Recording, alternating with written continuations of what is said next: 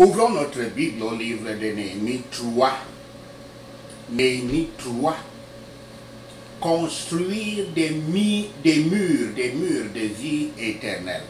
Construire des murs de vie éternelle. Néhémie 3, versets 1 à 32, tout le chapitre. La reconstruction des murs de Jérusalem. Verset 1. Les prêtres dirigent par l'exemple. Le souverain sacrificateur, c'est-à-dire le grand prêtre, et les autres prêtres sont les premiers à être appelés comme aide dans l'effort de reconstruction. Apparemment, ils ne pensent pas qu'un tel travail soit bas pour eux. Au contraire, ceux qui ont un poste sacré prennent la tête dans le travail de restauration. Beaucoup de noms sont mentionnés dans ce chapitre en tant que ceux qui ont aidé à reconstruire, en démontrant que c'était une tâche qui avait exigé toutes les mains à la tâche. Verset 3. Parce que c'est une ville aussi grande, Jérusalem est une étape nécessaire, sur de nombreuses routes commerciales de l'époque. Sa taille nécessite également de nombreuses portes pour entrer dans la ville. La porte des poissons est l'entrée de l'une des routes principales et elle a probablement reçu son nom à cause du marché aux poissons qui était juste devant la porte, comme nous le voyons dans 2 Chroniques 33, verset 14. Verset 5. Il semble qu'il y en ait certains de la ville de Tekoa, les nobles notamment, qui refusent d'aider à l'œuvre. Peut-être qu'ils pensent que c'est bas pour eux, c'est trop bas pour eux comme travail. Bas, c'est-à-dire manuel, travail des ouvriers. En revanche, ce chapitre est rempli d'autres ressortissants de Tekoa, d'autres personnes ayant un poids social et politique qui contribuent même avidement à leur part de travail, au verset 9, 12, 15 et 19. Les hommes de Tekoa qui aident ainsi, ils aident effectivement et travaillent même sur 2 sections du mur, l'un après l'autre, comme nous le voyons dans Néhémie 3, verset 27. Mérémoth, le fils de Uriah, par exemple, est mentionné dans les versets 4 et 21. Donc cette prise de plus que sa part nous parle bien pour ces travailleurs, puisqu'ici nous sommes en train de leur... ce chapitre, c'est pour leur rendre hommage. Versets 6 à 8. La vieille porte, appelée aussi porte de Yeshana, est réparée par un groupe de Jébusiens, dont les descendants étaient les premiers propriétaires de la terre sur laquelle le temple a été construit. Les Jébusiens sont des Cananéens qui habitaient à Jérusalem, qui s'appelait Jébus, avant que la ville soit conquise et que David la rebaptise Jérusalem. Mais le temple en particulier nous rappelle que c'est à cet endroit que Abraham avait été envoyé par Yahweh pour sacrifier son fils Isaac. Et quand il était prêt à le faire en vertu de sa foi en Dieu, une foi inébranlable, l'ange était venu du ciel et l'avait arrêté et lui avait montré plutôt un mouton. Et Dieu voulait seulement voir et il testait sa foi. Et en même temps, quand Dieu avait décidé de punir Judas pour ses péchés énormes, il avait envoyé son ange de la mort et pour se tenir à ce même endroit avec l'épée levée, et Dieu avait dit à l'ange de baisser son épée, et il avait dit à David que pour arrêter tout jugement, toute punition, qu'il construise un temple. Et il y avait justement un Jébusien qui était propriétaire de cette terre et qui a été accueillant auprès de Yahweh. Tout ceci, c'est pour dire que à Jérusalem, parmi les croyants les plus engagés, il y avait les Canaanites, les Jébusiens. Avant même l'arrivée du Christ, il y avait déjà parmi les Juifs des croyants extrêmement engagés, comme ces Jébusiens que nous voyons à l'œuvre de la construction de Jérusalem, c'est-à-dire la construction de l'église de Yahweh. Dans le tronçon de mur de l'ancienne porte à la large paroi comprend un large éventail de personnes dont beaucoup ne sont pas des Israélites de sang, ceux qui, comme la descendance d'Abraham nous l'a appris, le sang ne représentait rien pour être descendant d'Abraham, puisque on peut revenir même en arrière. Quand ils quittaient l'Égypte, beaucoup d'Égyptiens les avaient suivis sur la terre de l'Exode. Tous ceux-là sont cités comme des Israélites. Ce n'est pas une affaire de sang. Le sang, c'est une affaire de descendance d'Abraham. Abraham, le père des croyants. Verset 11. De la large paroi du verset 8, le bâtiment continue vers la tour des fours qui est située sur le mur ouest de la ville. Verset 12. Il en est qui semble marqué par un zèle spécial pour le travail. Le zèle de Shaloum conduit à faire de la reconstruction de ce mur une affaire familiale. Même ses filles aident dans sa section de reconstruction. Versets 13 à 15. La porte de la vallée est probablement située près du coin sud-ouest de la ville. La porte du fumier qui a reçu son nom parce que c'était la porte qui conduisait à la décharge publique de Jérusalem, est le long de la route de réparation du mur. La porte de la fontaine et la porte de la piscine marquent le point le plus au sud de Jérusalem. De là, le tracé mural de Néhémie se poursuit vers le nord-est, le long de la vallée du ruisseau Kidron. Versets 17 à 32. Cette liste donc répertorie ceux qui ont travaillé sur la partie est du mur entre la porte de la fontaine et la porte des chevaux. La porte des chevaux est la partie la plus à l'est du mur.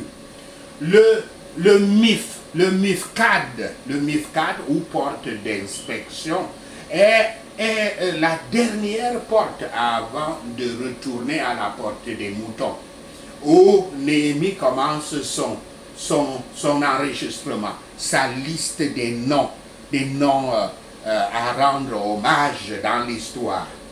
Il marque la partie nord du mur oriental. Les noms ici constituent un rouleau, un parchemin d'honneur des travailleurs de Yahweh, enregistré pour un souvenir durable.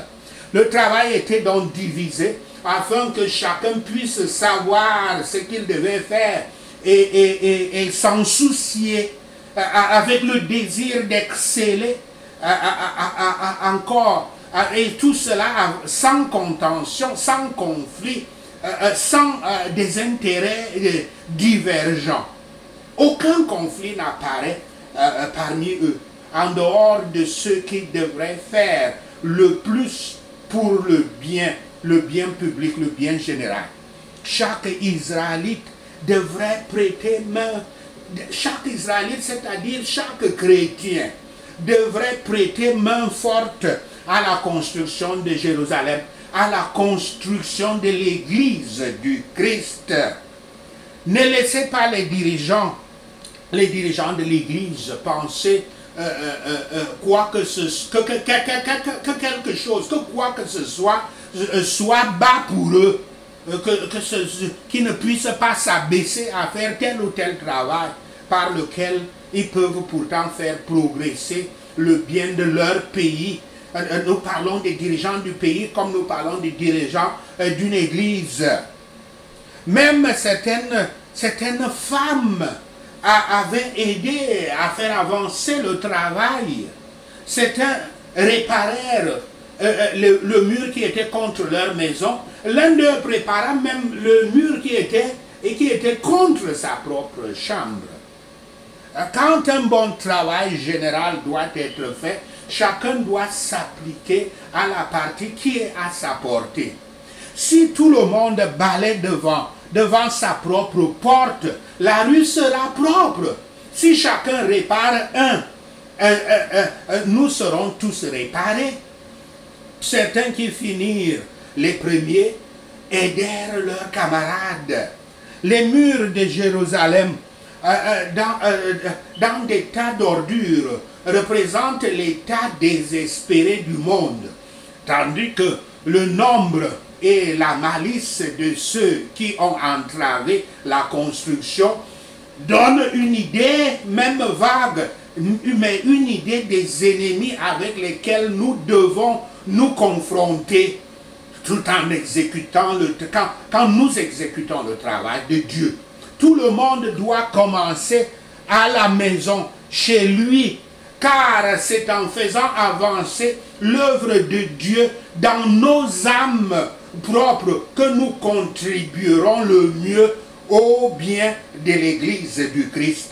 Que Yahweh révèle donc ainsi, qu'il réveille donc ainsi les cœurs de son peuple pour abandonner ces petites disputes et mépriser les intérêts mondains, les intérêts du matérialisme, comparé à la construction des murailles de Jérusalem, la construction des murailles, de la construction de l'Église du Christ, et pour défendre la cause de la vérité et de la piété contre les assauts des ennemis déclarés. La question est de savoir quel type de mur construisons-nous autour de nos vies, autour de notre Jérusalem personnelle. Car tous les murs ne sont pas bons pour nous. Il y a des murs de la mort et il y a des murs de la vie. Yahshua HaMashiach, la parole de Dieu, a un pouvoir spécial, celui de démolir les forteresses, les mauvais murs, les murs de la mort, ces murs de la mort que nous avons construits autour de nos vies. L'Écriture dans 2 Corinthiens 10, verset 3 à 5 confirme ce que j'ai dit en disant, je cite, « Si nous marchons dans la chair, nous ne combattons pas selon la chair, car les armes avec lesquelles nous combattons ne sont pas charnelles, mais elles sont puissantes par la vertu de Dieu pour renverser les forteresses. Nous renversons les raisonnements et toute hauteur qui s'élève contre la connaissance de Dieu. Et nous amenons toute pensée captive à l'obéissance du Christ. Fin de citation. Les forteresses ou murs de la mort dans nos vies sont donc les arguments et les prétentions, les pensées et les attitudes de cœur qui s'érigent contre la connaissance de Dieu. La mission d'un disciple du Christ, un véritable chrétien, est donc de prendre en captivité et de soumettre toute pensée rebelle à l'obéissance du Christ, qui est la parole de Yahweh. Cette nouvelle captivité, parce qu'il faut l'appeler ainsi, cette nouvelle captivité, la meilleure des captivités, est rendue possible seulement derrière de nouveaux murs. La nouvelle forteresse que la parole de Dieu érige autour de nous pour nous donner la vie éternelle. La parole de Dieu construira pour vous une armure divine, une forteresse divine complète, y compris donc qui comprendra donc la ceinture de la vérité, le pectoral de la justice, l'évangile de la paix, le bouclier de la foi, le casque du salut et l'épée du Saint-Esprit, qui est la parole de Dieu. Cette armure de Yahweh est votre nouveau mur, votre nouveau bastion, votre nouvelle forteresse de la vie éternelle. C'est ce travail que Dieu fait dans votre vie de chrétien. Démolir les forteresses de la mort, les forteresses mondaines, et construire une forteresse de la vie éternelle. Comme nous le disons donc, construire les murs de la vie éternelle. Donc, briser et abattre les murs et les bastions de la mort dans nos vies ne va pas se faire sans mal. Ça vous fera mal, ça fait mal sérieusement. Nous essaierons de résister souvent au changement des choses avec lesquelles nous avons grandi et nous les considérerons souvent comme notre moi, c'est-à-dire l'identification de nous-mêmes. Parce que nous nous identifions à ces habitudes avec lesquelles nous avons grandi. Ce travail qu'on appelle brisement commencera là où ça fait le plus mal. Avec la séparation de votre âme, qu'on peut appeler notre moi mondain. Votre âme, c'est-à-dire le moi qui est dans le monde du matérialisme, et engendre ce moi-là engendre le péché dans votre vie. Et il y aura donc une séparation entre ce moi mondain et votre esprit qui est le moi qui abritera l'esprit de Yahweh dans votre vie, le Saint-Esprit. Seule la parole de Dieu rendra possible une telle séparation qui est absolument nécessaire pour nous mettre sur la voie du salut. Je cite l'Écriture qui confirme ce que je viens de dire. Je cite, car la parole de Dieu est vivante et efficace, plus tranchante qu'une épée quelconque à deux tranchants, pénétrante jusqu'à partager âme et esprit, jointure et moelle. Elle juge les sentiments et les pensées du cœur. Fin de citation. Ça, c'est le travail de la parole de Dieu, c'est-à-dire Yahshua le Messie. Dans Hébreu, nous citons là Hébreu 4, verset 12. Lorsque vous êtes son élu, le Père Yahweh vous brisera toujours et vous reconstruira comme il veut que vous soyez pour le salut. Le salut, c'est-à-dire que pour vous préparer à aller habiter dans son royaume, dans sa sphère. Ce faisant, il brisera et abattra tous les murs et toutes les forteresses de la mort que vous avez construites autour de vous et qui sont les sources des péchés dans votre vie, y compris donc le moi. Mais le moi qui tire son origine à Adam et Ève. Souvenez-vous que Adam et Ève avaient dit Satan avait dit à Adam et Ève de manger le fruit de la connaissance. Et avec cela, ils vont aussi devenir comme Dieu, c'est-à-dire qu'ils vont devenir des dieux. Dont le moi est très dangereux. Il est le péché original, le péché de la première idolâtrie, l'idolâtrie du moi, du moi, du moi. Donc, y compris donc, ce qui sera donc brisé, ce que Dieu brise dans vous, c'est l'exaltation du moi. L'orgueil, là, et toutes les autres choses qui viennent à cause du moi, c'est-à-dire le péché originel de l'idolâtrie du moi. L'orgueil, l'arrogance, la rébellion, la haine, la rancune, la colère et tout consort. Il le fait donc afin de reconstruire et de vous reconstruire et de vous mettre en cage derrière les murs, derrière les forteresses, derrière les bastions de la vie éternelle. Dans Jérémie 8, versets 1 à 10. La signification de la scène que vous lisez, la scène de chez le potier est évidente.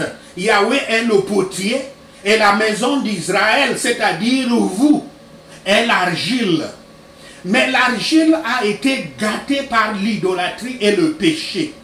Le peuple de Juda, c'est-à-dire vous, a abandonné Yahweh pour poursuivre des idoles vides et sans valeur. En conséquence, le pot ne tourne pas. Vous savez comment le potier fabrique le pot? Le pot ne tourne pas comme Yahweh l'avait prévu.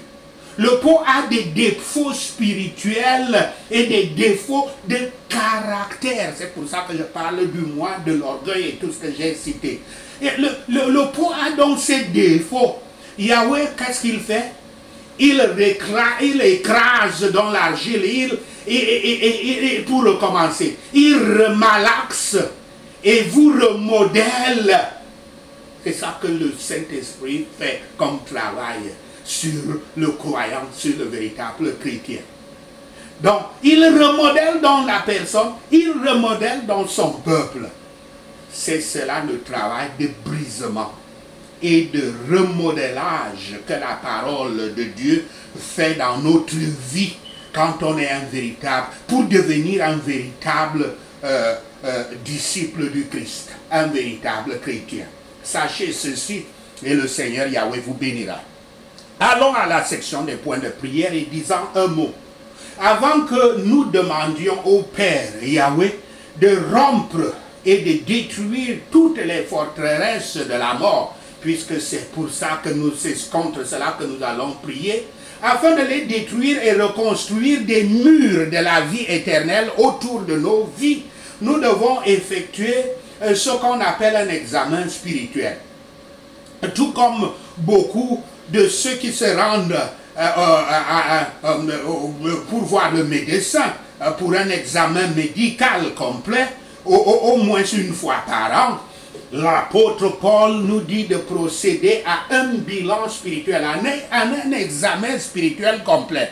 Je cite, « Examinez-vous vous-même pour savoir si vous êtes dans la foi. Éprouvez-vous vous-même. Ne reconnaissez-vous pas que Yahshua Christ est en vous, à moins peut-être que vous ne soyez désapprouvés. » Fin de citation. Citation de 2 Corinthiens 13, verset 5. Si nous sommes les disciples du Christ efficaces, nous le saurons. Si nous sommes stagnants, nous le saurons. Après l'examen spirituel, nous devons être honnêtes avec nous-mêmes. Nous devons faire nos preuves. Quand nous ne grandissons pas spirituellement, quand nous sentons que Yahweh ne communique pas avec nous, il y a quelque chose qui ne va pas dans nos vies spirituelles et nous devons y répondre sérieusement. Nous devons être préoccupés et y répondre sérieusement par des prières.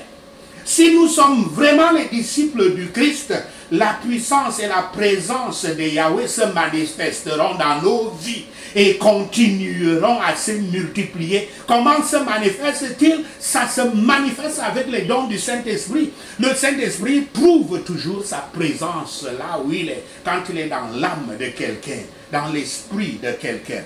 En vous engageant donc dans ces prières pour un examen spirituel, le renversement des forteresses de la mort et la construction de l'armure de Yahweh autour de votre âme, Yahweh purifiera votre vie et il vous rapprochera de lui. Donc, ce qu'on fait pour ces prières, c'est les prières qui demandent une certaine attitude.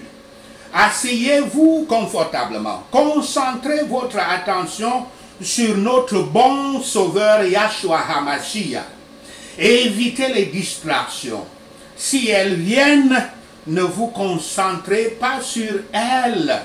Si vous répétez ces prières seules, passez d'abord quelques minutes à exprimer des louanges à Yahweh.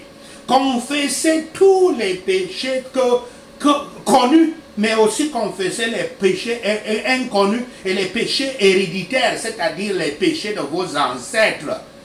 Je rappelle toujours ce péché que les Africains essayent d'éviter, les péchés de nos ancêtres qui avaient vendu leurs frères aux négriers, au bateau négrier. Ils l'ont fait pendant 4 siècles. Cela est une grosse malédiction qui pèse sur l'Afrique.